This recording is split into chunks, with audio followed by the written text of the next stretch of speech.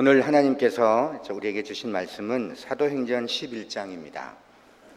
사도행전 11장 11절로 18절까지 말씀이 조금 길어서 제가 봉독해 드리겠습니다. 사도행전 11장 11절로 18절까지입니다. 마침 세 사람이 내가 유숙한 집 앞에 서 있으니 가이사랴에서 내게로 보낸 사람이라 성령이 내게 명하사 아무 의심 말고 함께 가라 하시매 이 여섯 형제도 나와 함께 가서 그 사람의 집에 들어가니 그가 우리에게 말하기를 천사가 내 집에 서서 말하되 내가 사람을 요바에 보내어 베드로라 하는 시몬을 청하라. 그가 너와 내 온 집이 구원받을 말씀을 내게 이르리라 함을 보았다 하거늘 내가 말을 시작할 때에 성령이 그들에게 임하시기를 처음 우리에게 하신 것과 같이 하는지라. 내가 주의 말씀에 요한은 물로 세례를 베풀었으나 너희는 성령으로 세례를 받으리라 하신 것이 생각났노라. 그런즉 하나님이 우리가 주 예수 그리스도를 믿을 때에 주신 것과 같은 선물을 그들에게도 주셨으니 내가 누구이기에 하나님을 능히 맡겠느냐 하더라. 그들이 이 말을 듣고 잠잠하여 하나님께 영광을 돌려 이르되 그러면 하나님께서 이방인에게도 생명 얻는 회개를 주셨도다 하니라. 아멘. 우리 목사님께서 말씀 전해 주시겠습니다.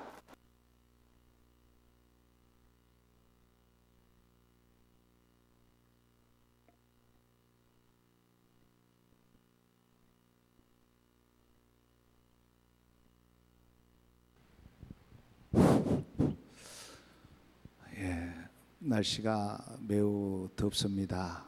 더운 날씨 가운데 또 코로나의 그런 위협 가운데 이 저녁에 여러분 잘 오셨습니다.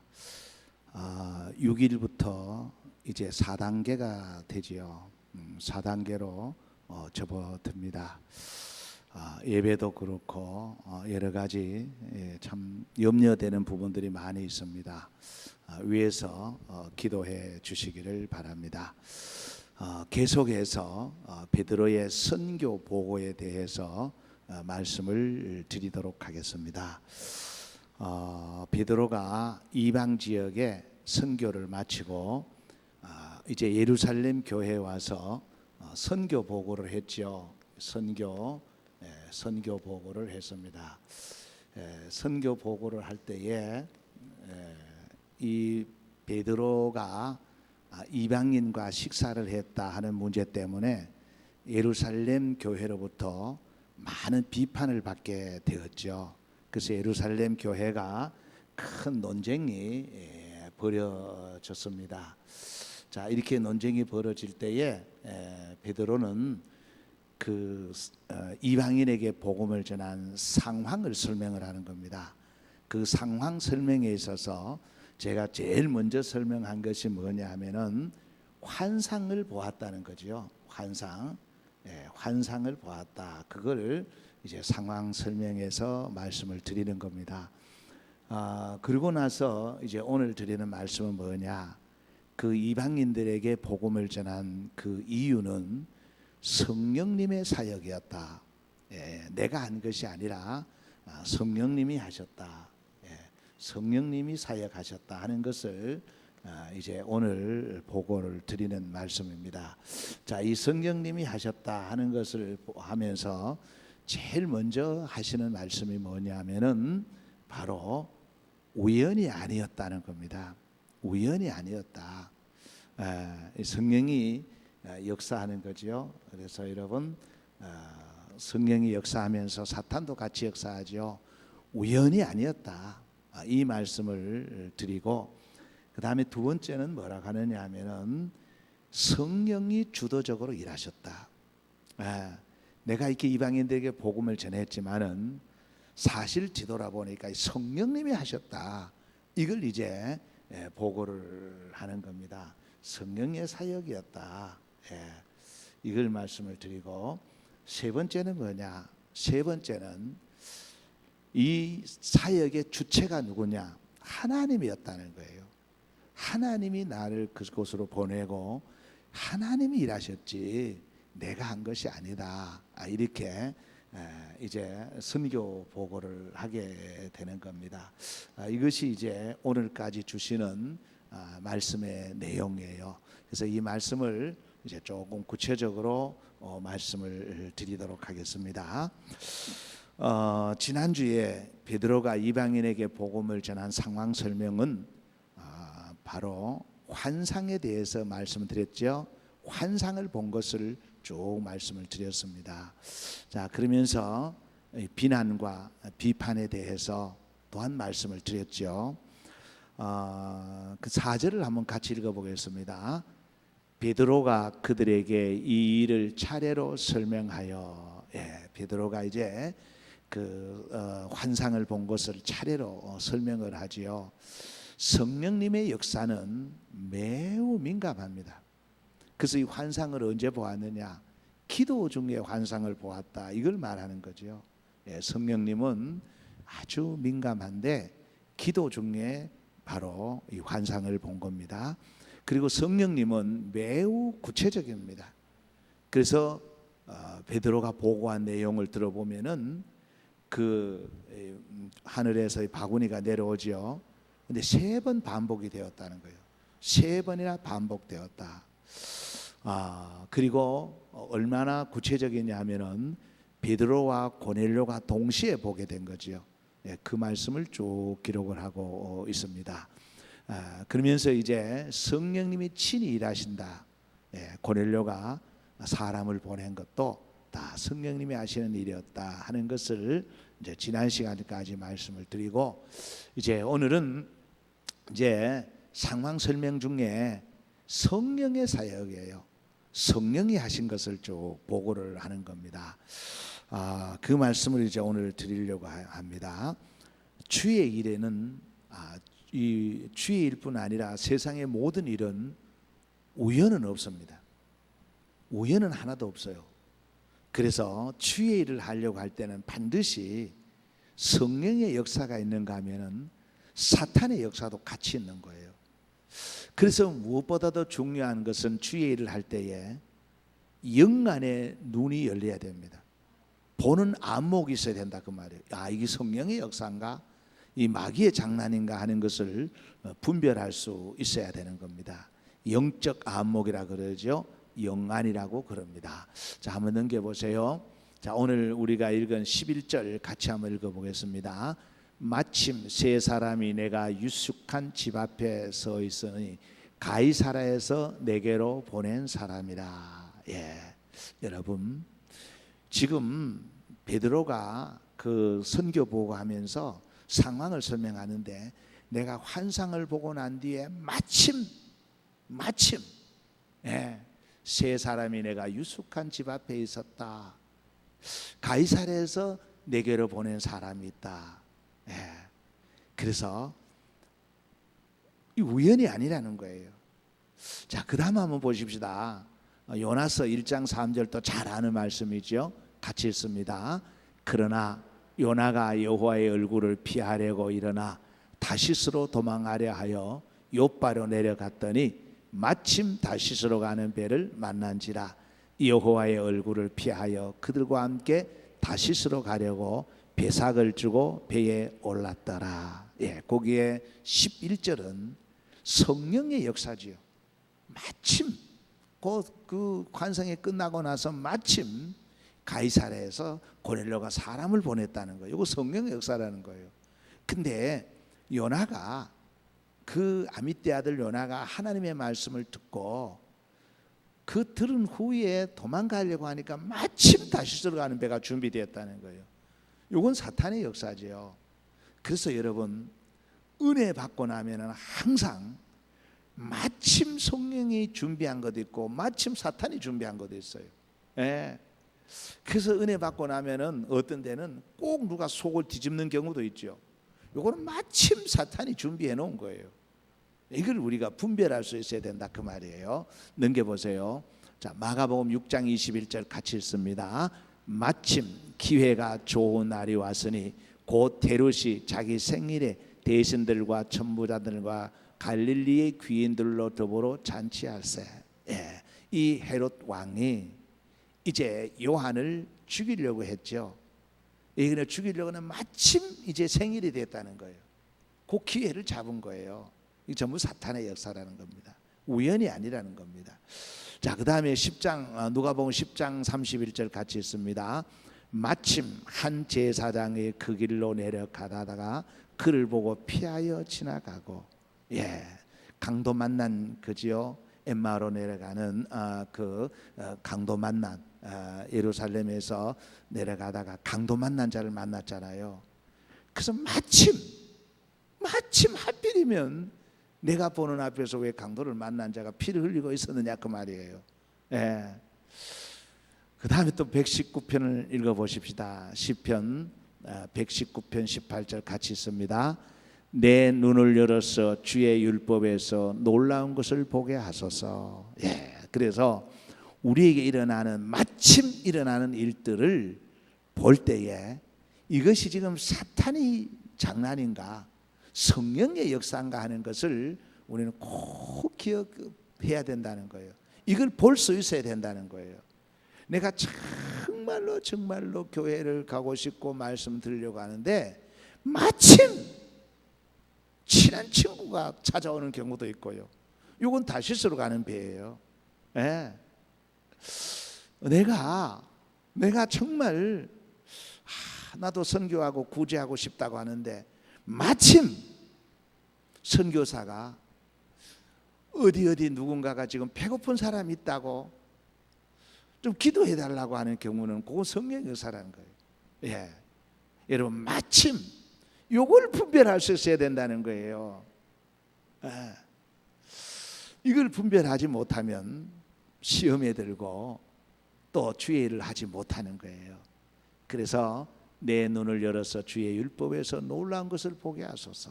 넘겨보세요. 창세기 13장 10절 잘 아는 내용입니다. 같이 읽습니다. 이에 룻이 눈을 들어 요단 지역을 바라본즉 소할까지 온 땅에 물이 넉넉하니 여호와께서 소돔과 고모라를 멸하시기 전이었으므로 여호와의 동산 같고 애굽 땅과 같았더라. 뭡니까? 아브라함이 보는 관점, 그의 조카 롯이 보는 관점이 달랐다는 거예요. 그 지금 이 보이는 것만 보느냐 보이지 않는 것을 보느냐, 이게 영적인 안목이라는 거예요. 영안이라는 거예요. 자, 같은 말씀이 또 나옵니다. 창세기 13장 10절은 잘 아는 내용이죠. 그 다음에 민수기 14장 9절을 같이 있습니다. 다만 여호와를 거역하지는 말라. 또 그 땅 백성을 두려워하지 말라. 그들은 우리의 먹이라. 그들의 보호자는 그들에게서 떠났고 여호와는 우리와 함께 하시느니라. 그들을 두려워하지 말라 하니. 무슨 말씀입니까? 이제 그 12명의 정탐꾼이 돌아와서 보고하는 내용이죠. 그들이 와서 보고하는 내용인데 똑같은 시간에 똑같은 것을 보고 왔어요. 그런데 보는 안목에 따라서 여호수아와 갈렙은 올라가자. 그들은 우리의 밥이다. 두려워하지 마라. 그는 우리의 먹이다. 하나님 우리와 함께 하신다. 이걸 본 거예요. 그런가 하면은 10명의 정탐꾼들은 똑같은 걸 보고도 부정적인 걸 보았어요. 넘겨보세요. 자, 13장 34절 같이 있습니다. 거기서 네피림 후손인 아낙 자손의 거인들을 보았나니 우리는 스스로 보기에도 메뚜기 같으니 그들이 보기에도 그와 같았을 것이니라. 어떻습니까? 똑같은 것을 보고 와서 똑같은 시간에 정탐꾼들이 보고 와서 부정적인 사람들이 본 거하고 긍정적인 사람이 본 거하고는 전혀 다르다는 거예요. 이게 안목입니다. 영적 안목이에요. 그래서 시편 기자는 이렇게 말하는 거예요. 내 눈을 열어서 율법의 놀라운 것을 보게 해달라고. 보게 해달라고. 이거 보지 못하면 속는 거예요. 우리 삶 속에 여러분 마침 일어나는 일들이 많습니다. 우연이 아니에요. 그것이 우연이 아니라는 거예요. 마침 내 옆에 배고픈 사람이 있고, 뭐 이런 것들이요 우연이 아니라는 거예요. 예. 조심스럽게 내일 아침 편지를 여러분 그런 부분들을 적을 거예요. 적을 겁니다. 예. 그래서 우리 삶 속에 일어나는 것 중에 우연한 것은 없다는 거예요. 예. 마침 일어나는 것이 때로는 마귀가 다시스로 가는 배를 준비하고, 때로는 성령님께서 가이사랴에서 고넬로를 통한 사람을 보내기도 한다는 거예요. 이걸 지금 베드로가 이제 보고를 하는 거예요. 그 다음에 보십시다. 넘겨보십시다. 그래서 주의 일은 성령의 주도적인 사역이다. 내가 이방인들에게 복음을 전한 것은 사실 성령의 주도적으로 나를 끌고 간 거지 내가 좋아서 간 것이 아니다. 성령의 이끄심이라는 거예요. 성령이 이끌고 갔다는 거예요. 이 성령이 주도적으로 하셨다는 이걸 보고하는 거예요. 네. 성령님이 환상을 보여주시고 사람을 붙이시기도 하고 제하기도 하시는 등 성령님이 주도적으로 이끄신다란 이걸 이제 보고하는 거예요. 우리 12절을 한번 보십시다. 성령이 내게 명하사 아무 의심 말고 함께 가라 하심에 6 형제도 나와 함께 가서 그 사람의 집에 들어가니. 네. 무슨 말이에요? 내가 가고 싶어 간 것도 아니고 내가 하고 싶어 한 것도 아니고 내가 원해서 간 것도 아니고 성령님이 내게 명하사 성령님이 나를 끌고 가서 나는 했을 뿐이다. 왜 내게 이방인들과 같이 밥을 먹었다고 비판하느냐? 성령님이 하셨다. 내가 한 게 아니다. 성령님이 주도적으로 내게 명하시고 나를 이끌고 가셨기 때문에 내가 있는 것 뿐이다. 이 보고를 하는 거예요. 이해가 되죠? 자, 그 다음에 15절을 보십시다. 내가 말을 시작할 때에 성령이 그들에게 임하시기를 처음 우리에게 하신 것 같이 하는지라. 하신 것과 같이 하는지라. 예, 누가 했단 말입니까? 성령님이 하셨다는 거예요. 성령이 그들에게 임하시기를. 내가 그들에게 어떤 영향력을 끼친 게 아니라는 겁니다. 내가 그들을 감동시킨 게 아니라는 겁니다. 내가 그들에게 성령을 준 것도 아니라는 겁니다. 성령이 그들에게 임했다. 성령이. 그걸 지금 얘기하는 거예요. 그러니까 예루살렘의 교인들이 더 이상 반문을 못하는 거예요. 성령이 임했었는데 성령이. 내가 했으면 내가 비판받아도 좋지만은 내가 한 것이 아니라 성령이 명하시고 성령이 임하시고, 그래서 내가 그들과 함께 밥을 먹었는데 내가 뭐 어쩌란 말이냐 그런 뜻이에요. 예. 그래서 여러분 무엇보다도 중요한 것은 성령의 이끌리심을 받아야 돼요. 내 삶을 주도적으로 이끄시는 분이 성령님이어야 된다는 거예요. 내가 내 인생을 이끌고 가면 안 되는 거예요. 너무너무 피곤해요. 성령님이 내 인생을 이끌고 가셔야 되는 겁니다. 그래서 성령님보다 앞에 가는 것 아니에요. 성령 이끄시는 대로 가는 거예요. 예. 자, 그 다음에 넘겨보세요. 주의 일의 주체는 누구냐? 주의 일의 주체 도대체 누가 일하느냐? 내가 일했느냐? 아니라는 겁니다. 그래서 베드로가 보고하는 것이 절대 내가 한 것이 아니라 하나님이 성령을 통해서 하셨다. 너희들이 전능하신 하나님, 유일신 하나님을 믿는다고 하는데 하나님이 하신 것을 내가 어떻게 막겠느냐? 하나님이 하신 것을 내가 어떻게 막을 수 있겠느냐? 이 이야기를 지금 하는 거예요. 자, 16절 같이 했습니다. 내가 주의 말씀에 요한은 물로 세례를 베풀었으나 너희는 성령으로 세례를 받으리라 하신 것이 생각나노라. 예, 하나님의 말씀에, 이 말씀 누구의 음행이냐? 하나님의 말씀. 예, 하나님의 말씀에 이렇게 기록이 되어 있기 때문에 거기 성령이 맺고 내가 성령 세례를 준 것뿐이다. 예. 그 누가 지금 주체냐? 내가 세례를 준 게 아니라는 거예요. 그 말입니다. 자, 그 다음에 17절 같이 읽습니다. 그런즉 하나님이 우리가 주 예수 그리스도를 믿을 때에 주신 것과 같은 선물을 그들에게도 주셨으니 내가 누구에게 하나님을 능히 맡겠느냐 하더라. 예, 어떻습니까? 예, 다시 한번 보십시다. 그런즉 하나님이 우리가 주 예수 그리스도를 믿을 때에 주신 것과 같은 선물을 그들에게도, 누굽니까? 이방인에게도 주셨으니 내가 누구이기에 하나님을 느낌 맡겠느냐? 한번 말해봐라 이 말이에요. 하나님이 주 예수 그리스도를 믿는 우리들에게 역사하셨는데, 성령을 주셨는데, 하나님이 놀라운 역사를 하셨는데, 그들에게도 똑같은 역사를 하셨는데 내가 어떻게 맡겠느냐? 대단하지요? 이 보고를 하는 거예요. 예, 뭐 보고가 뭐 내가 가서 어떻게 해서 뭐 전도는 몇 명 했고 뭐 교회도 지었고 뭐 그런 어떤 그런 얘기하는 게 아니고, 잘 보시면요, 성령이 주도적으로 이끄셨다, 하나님이 주체다, 이걸 말하는 거예요. 자기 간증은 하나도 없잖아요. 예. 내가 가기 전에 뭐 40일 동안 금식하고 갔다든가 뭐 이런 게 하나도 없어요. 그 보고가, 선교 보고가 오직 초점이 성령님에게 있고 하나님에게 있는 거예요. 예.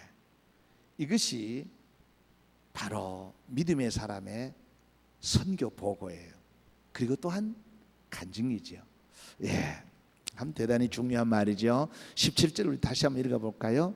그런즉 하나님이 우리가 주 예수 그리스도를 믿을 때에 주신 것과 같은 선물을 그들에게 주셨으니 내가 누구이기에 하나님을 느끼 맡겠느냐 하더라. 예, 아주 귀한 말씀이죠. 예, 하나님이 주체라는 겁니다. 하나님이 하셨다는 겁니다. 근데 내가 누군데 그걸 맡겠느냐? 예. 자, 그 다음에 18절 또 같이 있습니다. 그들이 이 말을 듣고 잠잠하여 하나님께 영광을 돌려 이르되, 그러면 하나님께서 이방인에게도 생명 얻는 회개를 주셨도다 하니라. 예. 베드로의 이 보고에 베드로의 능력이 나타난 것 아니에요. 그렇잖아요. 베드로가 성령님을 자랑하잖아요. 하나님이 하셨다고 영광을 돌리잖아요. 그러니까 그 모든 사람들을 그 반대하고 비난을 많이 했다 그랬잖아요. 이 사람들의 마음을 누가 움직였느냐? 성령님이 움직여버린 거예요. 왜? 베드로가 그 성령님을 기쁘시게 했고 높여주셨고 하나님 높여주셨으니까 성령 하나님이 와서 일하신 거예요. 하나님이 베드로의 손을 들어주신 거예요. 자기가 높여지려고 혈기를 부리고 화를 내고 내가 이렇게 했는데 고생하고 죽도록 고생하고 이랬으면 성령님이 도와주지 않습니다. 그런데 성령님을 높여주니까, 성령을 높여주니까 성령님이 와서 그 비난하던 사람들의 마음을 다 만져버린 거예요. 그래서 그들이 이 말을 듣고 잠잠하여, 여러분, 하나님의 말씀 앞에 잠잠한 것도 대단한 능력입니다. 예, 막 지금 문제가 일어나서 혈기가 막 이렇게 올라오고 하는데 하나님의 말씀을 듣고 잠잠해지는 것은 기적의 역사예요. 근데 그보다 더 높은 단계가 뭐냐? 높은 단계는 하나님께 박수 쳐주는 거예요. 하나님께 영광을 돌리는 거예요. 그게 보십시다. 하나님께 영광을 돌려 이르되, 하나님께 영광을 돌리는 거예요. 아, 베드로 대단하다가 아니라 베드로를 통해서 역사하신 성령님, 베드로를 주도적으로 이끄시고 주체가 되신 하나님, 아, 그 하나님 대단하시다. 예, 우리가 자칫 잘못하면요, 보고하는 자, 또 선교하는 자를 대단한 인물로 보는 거죠. 뭐 그것도 뭐 그리 나쁜 건 아니지만은, 근데 여기 베드로보다는 그 베드로를 쓰신 하나님을 영화롭게 영광을 돌렸다는 거예요. 네. 자, 다시 말씀을 드립니다. 지금 그 예루살렘 교회가 이 베드로가 이방인에게 선교하고 같이 밥을 먹었다는 것 때문에 큰 지금 문제가 일어났잖아요. 비난하고 비판하고 이랬잖아요. 근데 베드로가 이 보고를 하니까 잠잠해졌다는 거예요. 그래서 여러분, 교회나 가정이 잠잠해지는 것은 성령의 도움이 있어야 됩니다. 자기 어떤 리더십이라든가 언변이라든가 이것 갖고는 절대 잠잠해질 수 않습니다. 오직 성령의 역사가 일어나야 되는 거예요. 잠잠해지고 그 다음에 잠잠해지니까 한 단계 더 업그레이드 돼서 하나님께 영광을 돌렸다. 대단하지 않습니까? 참 예루살렘 교회가 대단하지 않습니까? 얼마나 은혜스러웠을까요? 한번 상상해 보십시오. 지금 베드로가 선교 여행하고 돌아왔는데 막 여기저기서 비판하고 논쟁하고 지금 교회가 막 지금 뒤수서 놓은 거예요. 그런데 베드로가 성령님을 높여드리고 하나님을 높여드리고 나니까 그 성령님이 오서 역사하니까 그 모든 사람들이 입을 다 막아버리고 잠잠해졌다는 거예요. 잠잠해지고 난 뒤에 그 다음에 신앙이 믿음이 더 성숙해져서 하나님께 영광을 돌렸다는 거예요. 하나님께 영광을 돌리면서 그 다음에 나오는 내용이 중요합니다. 그러면 하나님께서 이방인에게도 생명 얻는 회개를 주셨도다 하니라. 여러분, 유대인들은 이방인들이 성령 받는다거나 이방인이 구원 받는다는 건 상상도 못할 일인데 어느 정도까지 지금 발전했습니까? 이방인에게도 생명 얻는 회개를 주셨다, 성령을 주셨다. 이걸 이제 수용하는 거예요. 도저히 하나 될 수 없는 유대인이 이방인과 하나 되는 겁니다. 도저히 주인이 종과 하나 될 수 없는 게 하나 되는 겁니다. 남자와 여자가 동등해질 수 없는데 하나가 되는 겁니다. 여러분, 이 18절 말씀 자세히 한번 보시면요, 이 성령의 놀라운 역사를 보는 겁니다. 예. 자, 다시 한번 말씀드릴까요? 잠잠해졌죠. 모든 문제가 잠잠해졌죠. 하나님께 영광을 돌렸죠. 완전히 변화돼 버린 거예요. 예. 이방인에게도 회개를 얻는 생명의 회개를 하는 그런 놀라운 역사가 일어났다는 것을 믿어지는 거예요. 이제 무슨 말이냐면 이방인도 우리 형제다. 여기까지 오게 된 거예요. 그래서 이 일로 인해서 이제 베드로가 선교한 거 이후에 놀라운 역사가 일어나는데 바로 예루살렘 교회가 이제 선교의 전초기지가 되고 복음이 여기서부터 확산되기 시작하는 거예요. 놀랍지 않습니까? 예, 여러분, 우리의 선입견이라는 거 이거 안 없어지거든요. 유대인들이 이방인이 성령 받고 회개하고 도저히 받아들일 수 없는 건데 성령이 그 뇌를 만져버렸어요. 생각을 만져버렸어요. 그리고 도구만을 완전히 바꿔버렸어요. 우리는 간단히 말씀을 듣지만 이 놀라운 역사입니다. 혁명입니다. 지금도 여러분, 지금 이렇게 지금 평등한 시대에도 여전히 남자와 여자가 똑같지 않다고 생각하는 사고들이 너무너무 많습니다. 아직도 차별이 있는데 그 당시에 말씀 안에서 이것이 깨졌다는 거예요. 네. 여러분은 어떻게 생각합니까? 정말 이 18절 말씀은요 완전히 혁명입니다. 놀라운 변화의 역사예요. 완전히 사람이 180도로 바뀌어버린 거예요. 그러한 역사를 이제 사도행전에 소개하고 있는데 결론적으로 말씀을 드립니다. 여러분, 사도행전이 뭡니까? 사도행전은 성령행전이죠. 그래서 이 성령이 하시는 일들을 가르쳐 주면서 오늘 우리에게도 너희들도 이와 같은 전철을 밟아라, 그리하면 성령의 역사가 너희들을 통하여 나타날 것이다 하는 메시지가 여기에 들어있다 그 말이에요. 사랑하는 성도 여러분, 너무나 영육간에 지치고 힘든 가운데 살아가는데 이제는 우리가 꼭 기억해야 될 것이 있습니다. 첫 번째가 뭐냐? 우리의 삶 속에 마침 일어나는 게 우연이 아니라는 거예요. 이건 영안의 눈으로 분별해야 됩니다. 그래서 다시 쓸어가는 배를 타면 안 된다는 것, 이게 첫 번째고요. 두 번째는 뭐냐? 성령님이 성령님이 주도적으로 나를 이끌고 가셔야 된다는 거예요. 내가 성령 앞에 가면 안 됩니다. 성령이 나를 이끄셔야 되는 거예요. 그걸 말씀드린 거예요. 세 번째는 뭐냐? 내 삶의 주체가 누구냐? 내 삶의 주체가 누구냐? 하나님이라는 거예요. 하나님이라는 거예요. 그럴 때에 18절에 있는 놀라운 역사와 같은 역사가 일어나는 거예요. 우리의 사고가 바뀌어지고요, 삶이 바뀌어지고요, 교회가 바뀌어지고요, 가정이 바뀌어지는 겁니다. 오늘도 이 말씀 마음에 간직하고 오늘 세 가지 말씀을 꼭 기억했으면 좋겠습니다. 그래서 이 말씀대로 살아간다면 분명히 지금도 변화의 역사가 일어납니다. 도저히 안 바뀔 것처럼 보이지만 이 세 가지 말씀대로만 따라간다면 반드시 우리의 일터와 가정과 교회가 나라가 변할 줄로 믿습니다. 기도하겠습니다.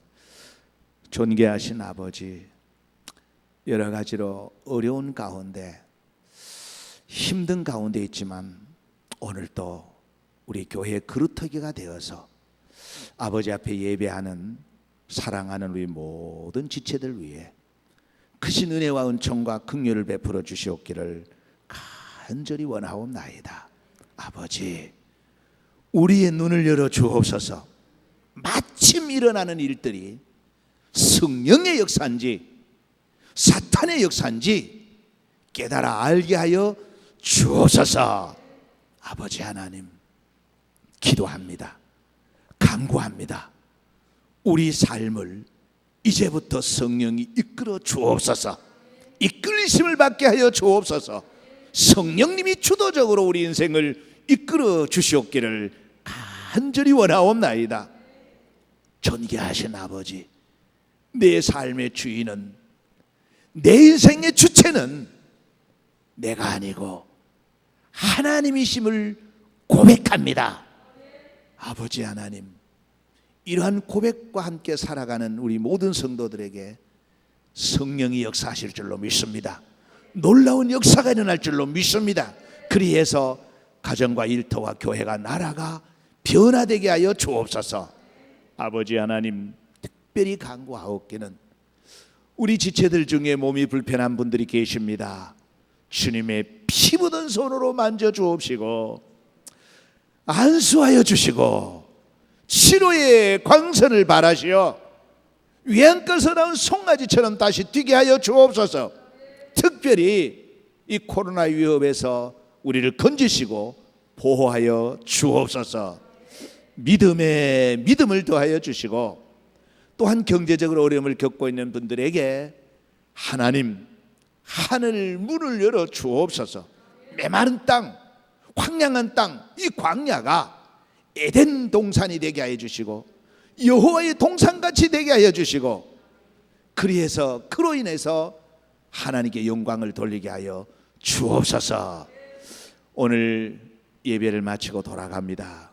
돌아가는 발걸음 주님 함께 동행하여 주옵시고 특별히 오늘도 이름을 밝히지 아니하고 귀한 예물 드린 손길들이 사오니 아버지께서 만 가지 복과 만 가지 은혜를 더하여 주옵소서.